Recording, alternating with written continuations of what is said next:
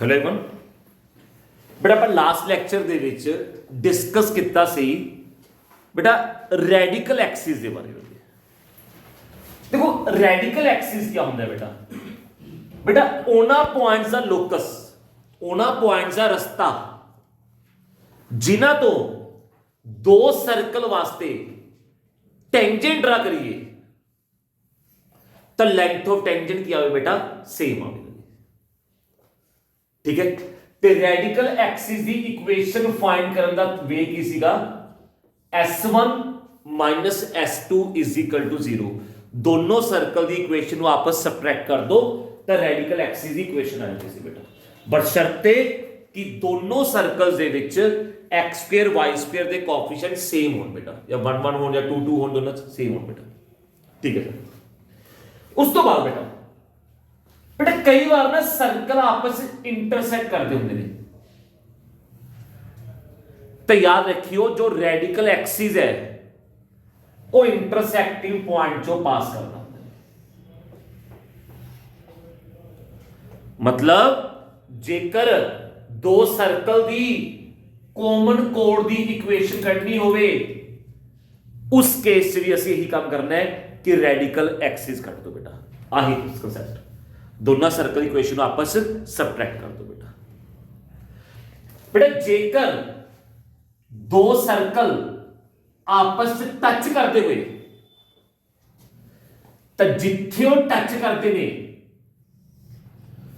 उस पॉइंट पे जो टेंजेंट रहा होगा वो मेरे पास की होएगा बेटा रेडिकल एक्स से कम करूंगा बेटा।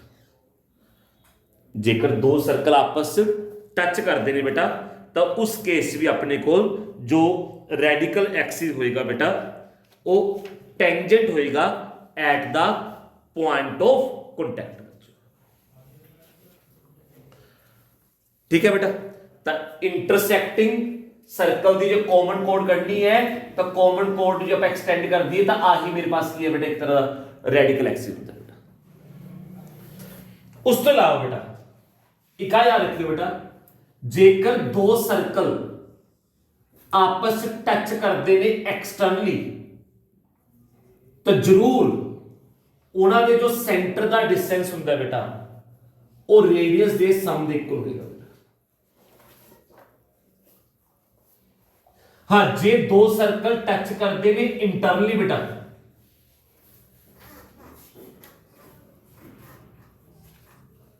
तो जो उन्होंने सेंटर का डिस्टेंस होता है बेटा वो कितना होगा रेडियस दे डिफरेंस इक्वल।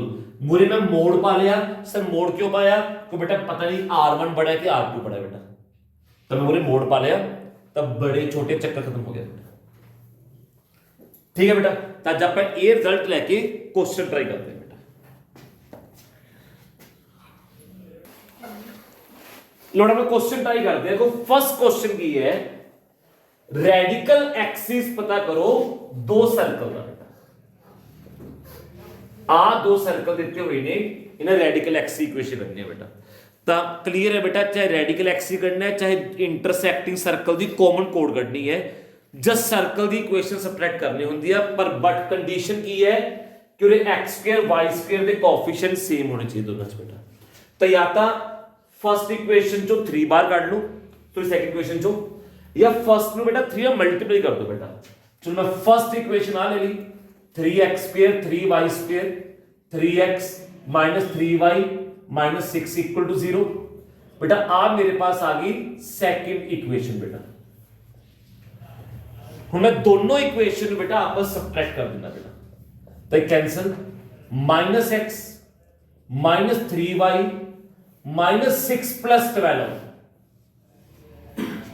+ 6 = कितना होगा 0 बेटा।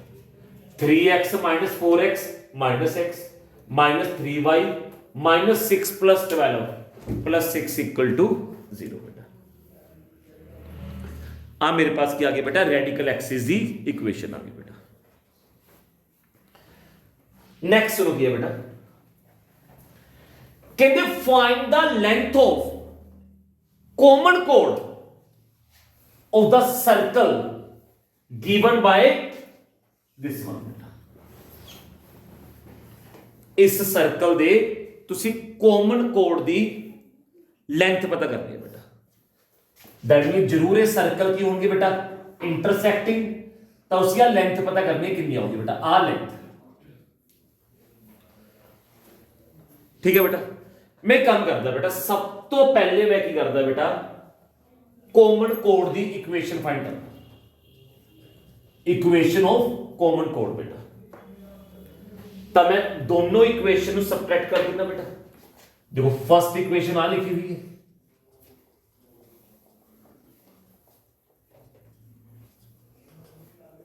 लो बेटा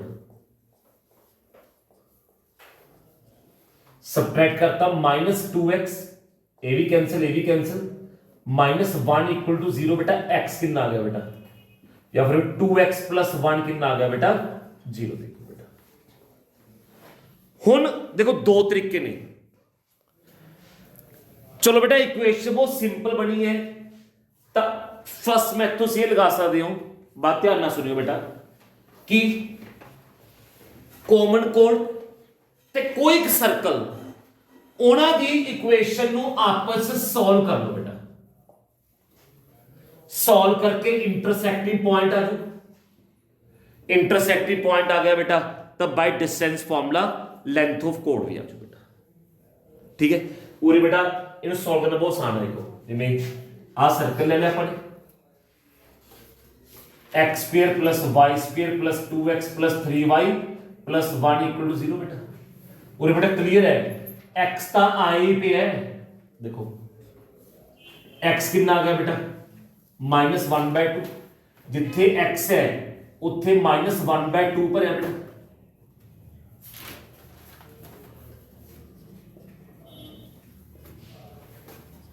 लो बेटा 1 ना 1 की हो गया कैंसिल, क्या आ गया बेटा 4y² + 12y + 1 = 0 बेटा।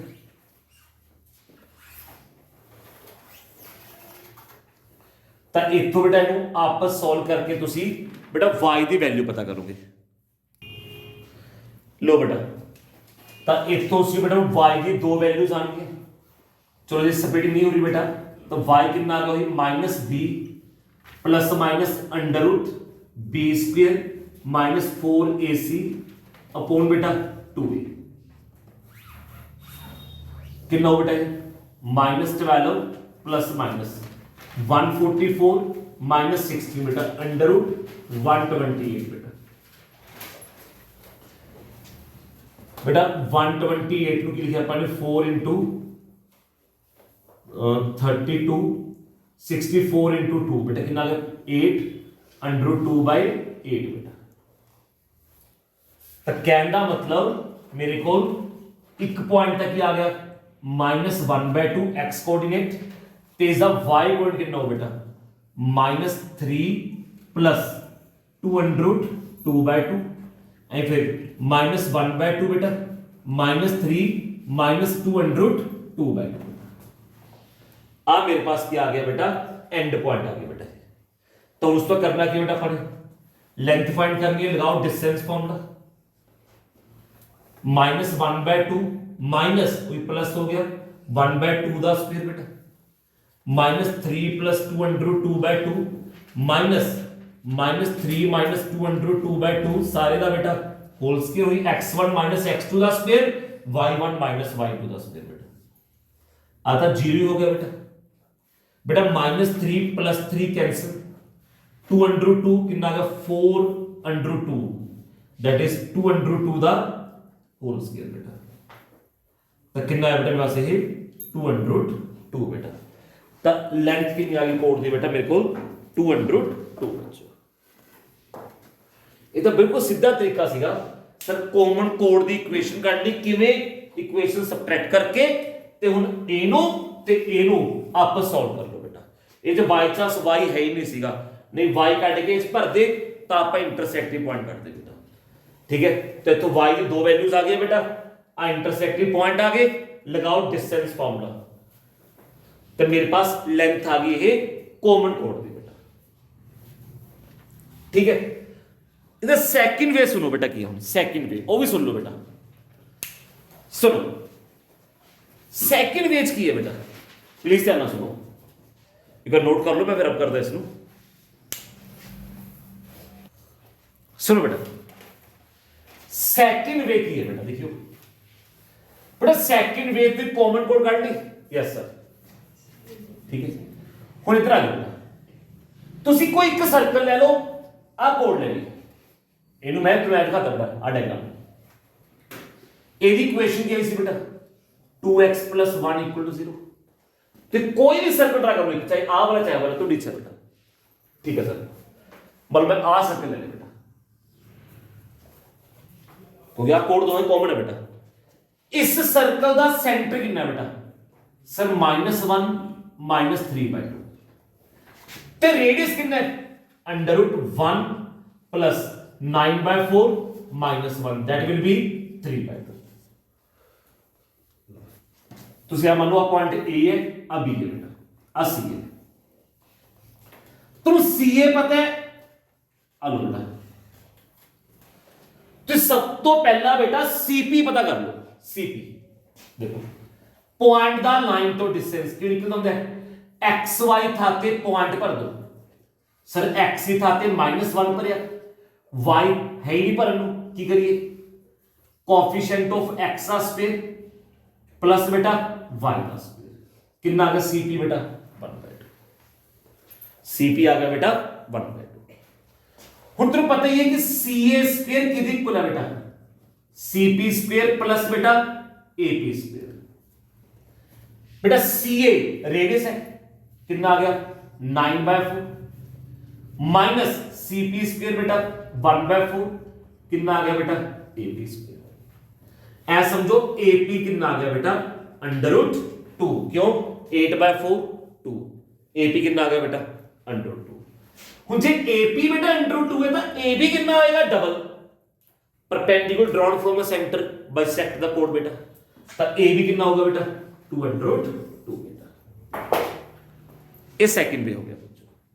इवन कि मैं इन्हें ज्यादा प्रेफर करूंगा बेटा, क्योंकि उस थोड़ी कैलकुलेशन औखी हो सकती है, ये च नहीं हुंदी औखी कैलकुलेशन बेटा। बिल्कुल ये तक की होगी सेंटर तो लाइन का डिस्टेंस ओके है, रेडियस ओके है, तो आप भी बाय पाइथागोरस लगा के एपी आ गया बेटा, ए भी करना सी बेटा।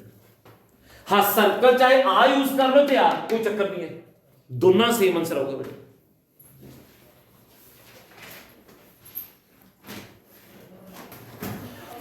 उस तो नेक्स्ट बेटा पहला फोर्थ क्वेश्चन पे आ जाओ, कहते प्रूव कर, देखो थर्ड तो इसको कर सकते हो बेटा कि इंटरसेक्टिंग पॉइंट करना है दो सर्कल का बेटा, या तो दोनों ने सॉल्व कर लो आपस, या तुम बेटा पहला कॉमन कोड की इक्वेशन कट लियो, फिर उस कोड ते आ सर्कल या उस कोड ते सर्कल सॉल्व कर लियो बेटा। अब आप बात डिस्कस करते हैं, पहले इससे आओ बेटा। कहते प्रूव करो कि आ दो सर्कल आपस ਦੇ ਵਿੱਚ ਟੱਚ ਕਰਦੇ ਨੇ।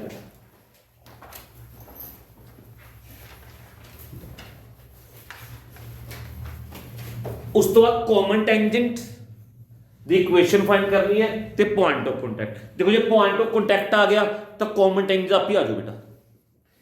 ਤੁਸੀਂ ਕਰਨਾ ਬੇਟਾ ਧਿਆਨ ਰੱਖੋ, ਇਸ ਸਰਕਲ ਦਾ ਸੈਂਟਰ ਕਿੰਨਾ ਹੈ 1 2, C1 ਲੈ ਲਿਆ ਤੇ ਰੇਡੀਅਸ ਲੈ ਲਿਆ 1 + 4 - 1, ਕਿੰਨਾ ਆ ਗਿਆ ਬੇਟਾ 2।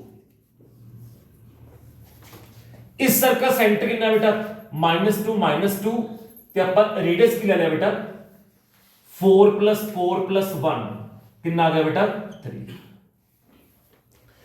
ਤੁਸੀਂ बेटा सेंटर ਦਾ डिस्टेंस ਕੱਢ ਲਓ, ਕਿੰਨਾ ਆਉਂਦਾ 1 - -2 ਦਾ ਸਕੁਅਰ 2 - -2 ਦਾ ਸਕੁਅਰ 9 + 16 √25 बेटा 5 आ गया बेटा। रेडियस का सम भी कितना आ रहा है देखो 5।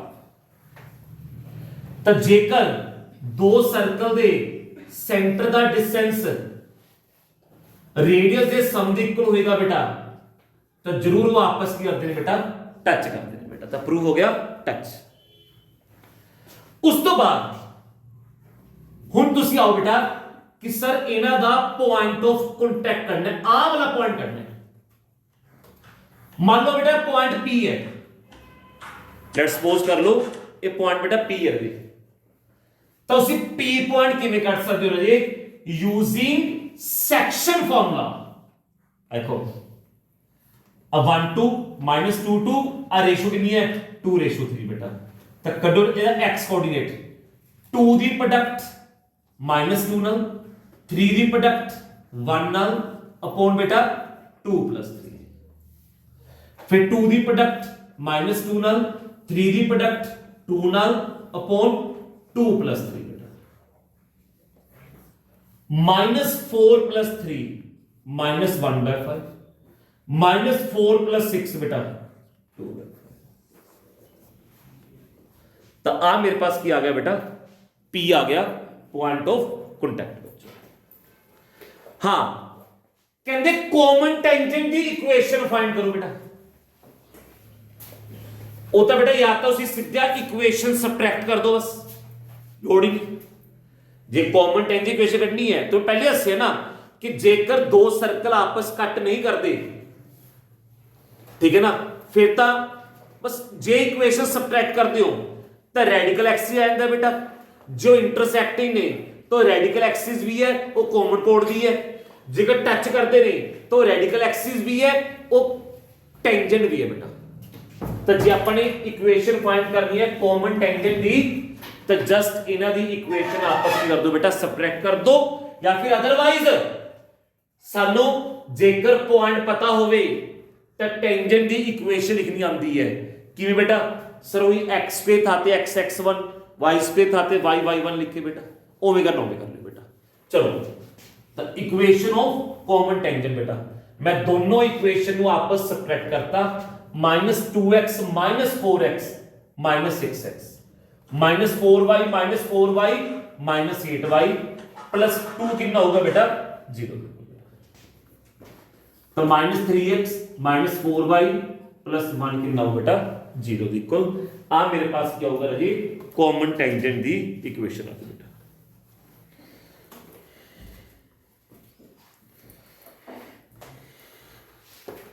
देखो जेकर सेंटर दा डिस्टेंस रेडियस दे सम दे इक्वल है फिर तो टच करते ने एक्सटर्नली।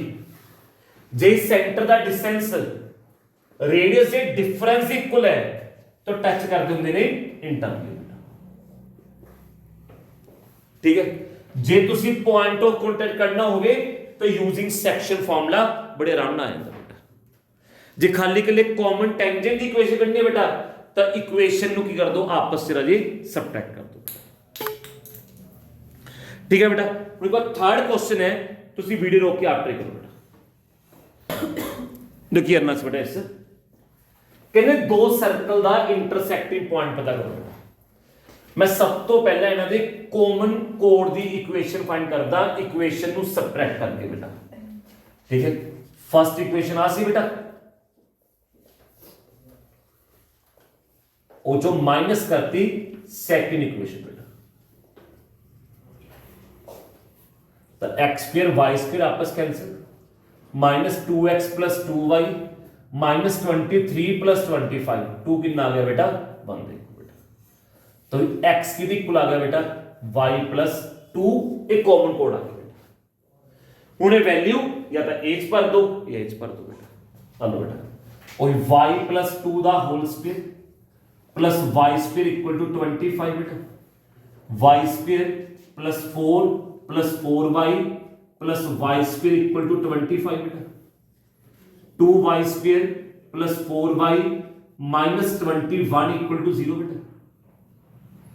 42 बेटा 2y² बेटा 42 माइनस प्रोडक्ट आवे -42 तक करो स्प्लिटिंग बेटा। तो बेटा मैं 2x तो प्लस दा हो गया तो बाहर भी करता है x कितना आ गया बेटा y + 1 बेटा।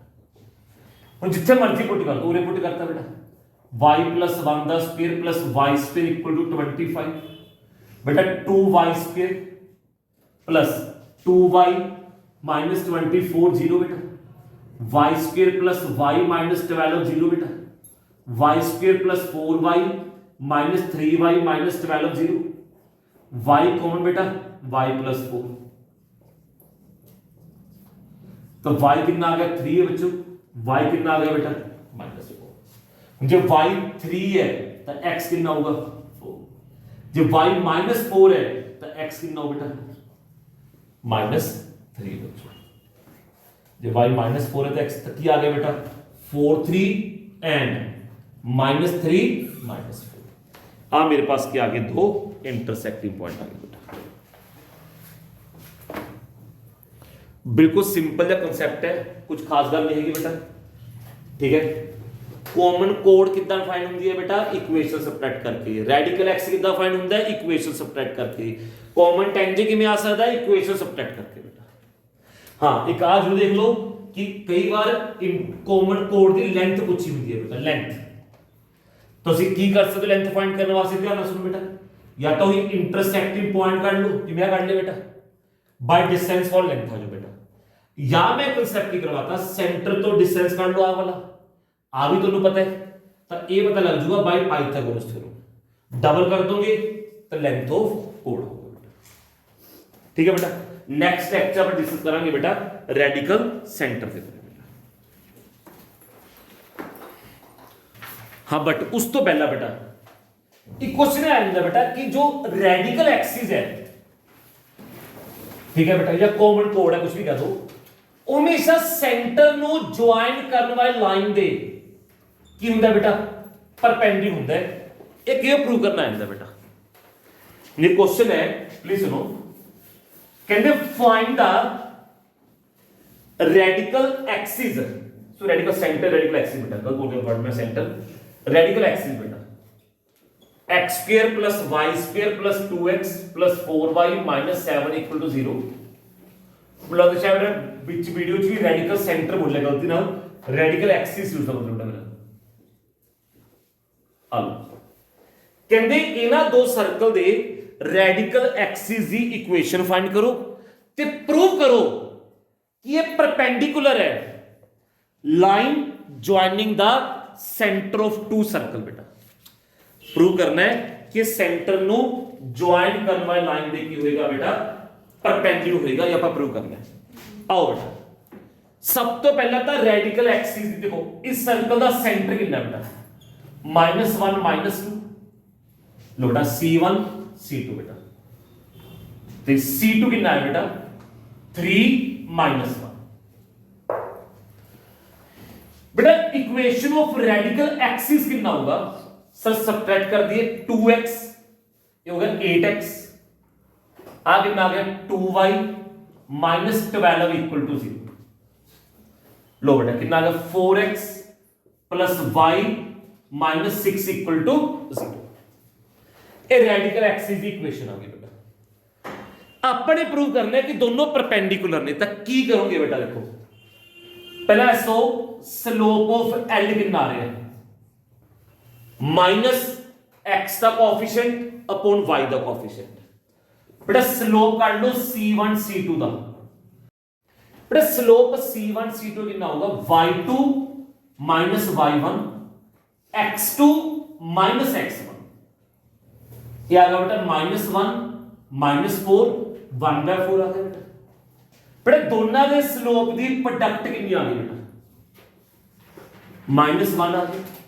जे स्लोप की प्रोडक्ट बेटा -1 है तो इसका मतलब की है जो L है वो परपेंडिकुलर है C1 C2। यही अपने बच्चों प्रूव करना सीगा, ठीक है।